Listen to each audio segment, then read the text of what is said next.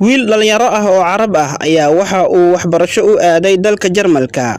Waxaa soo jiitay quruxda iyo horumarka uu gaaray dalka Jarmalka iyo nolosha sare ay ku nool yihiin shacabka Jarmalka.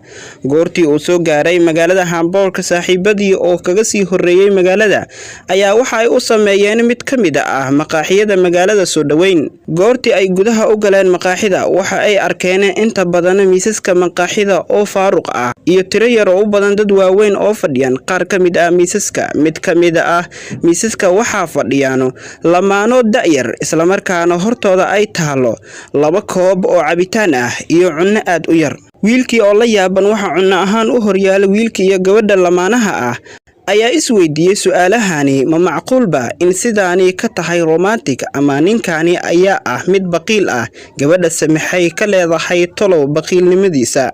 Waxa uu ahaa wiilka mid aad u baahan. Mid ka mid ah saaxiibadiisa ayaa dalbay cunno maqaaxida oo ah mid degan oo aan saxmo ahayn awgeed, isla markiiba dalabkoodii baa loo keenay.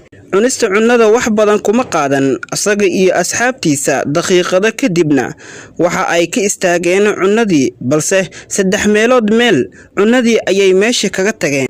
Goortii ay dooneen dhalintii in ay baxaan ayaa waxa u yeeray mid ka mid ah shaqaalaha maqaaxida.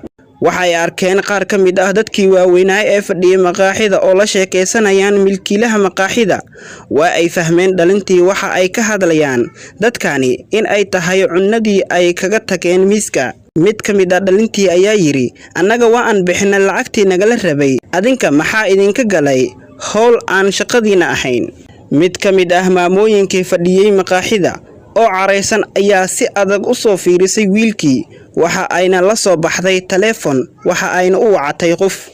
Muddo kadib waxaa soo gaaray maqaaxida sargaal ka socda hay'adda caymiska bulshada.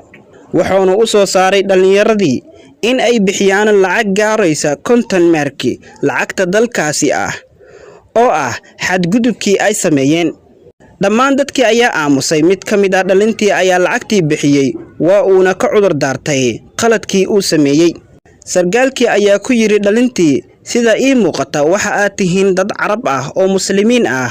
Waxaan ka xumahay in aan Qur'aankiina iyo axaadiistiina nabigiina sallallahu alayhi wasallam aan ka baranay casharo la xiriira cunnada.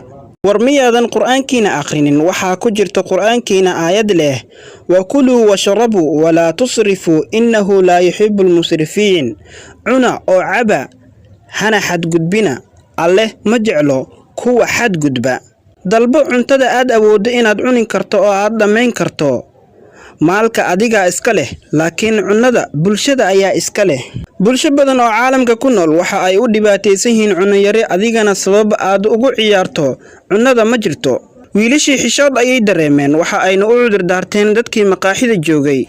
Kadib wiilkii waxa uu bilaabay in uu koobiyeeyo waraaqadii ganaaxa ahayd, kadibna uu u qaybiyo saaxiibadiisa si ay u xasuustaan uguna digtoonaadaan mar kale qaladkani camal, iyo in ay xasuustaan in mar kale ay ku ciyaareen cunto sida Qur'aanka uu amrayba, iyo hadalkii sargaalka ay ahaa, "Maalka adiga iska leh, laakiin cunnada bulshada ayaa iska leh."